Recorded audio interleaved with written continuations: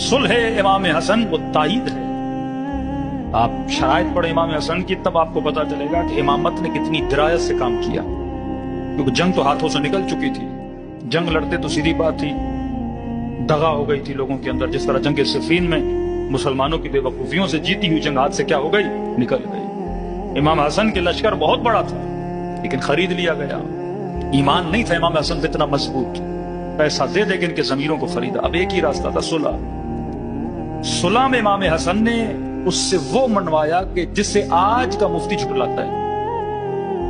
इमाम ने फरमाया पहली शर्त यह है कि आज के बाद मिंबरों से मेरे बाबा अली पे सब शतम नहीं होगा। उसने नीचे लिखा कि नहीं करूंगा, लिख कर उसने तस्लीम किया कि मैं अली पे सब शतम करता था। तस्लीम करवाया इमाम हसन ने उससे।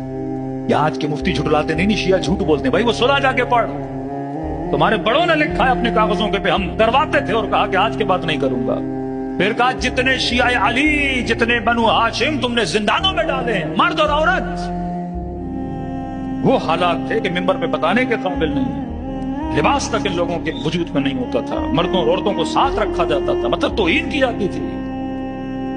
वहीं पे उनकी गंदगी, वहीं पे उनकी निजासतें, कीड़े इनके बदन को लग जाते थे, मर जाते थे ये लोग। इस कदर इनको तकलीफें दी अमीरुल मोमिनीन के चाहने वालों को। कभी एक मजलिस पढ़ी जाए जो मजालिम शिया अली इब्न अबी तालिब पे हुए, फरमान सबको आजाद करोगे का, सबको आजाद करूंगा का। तुमने जो यतीमान, गरीबान, बेवगान बनु हाशिम का नानो नफका बैतुल माल का फर्ज था कि कौम के गरीबों को पैसा दे, जो बंद किया है उन सबको दोगे, इसने कहा मैं दूंगा।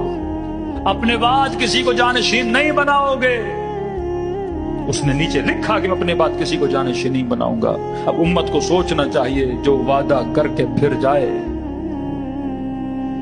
जिसके कौल और फेल में तजाद आ जाए, फिर उसका फैसला खुदा भी कर चुका है, उसका फैसला कुरान भी करता है।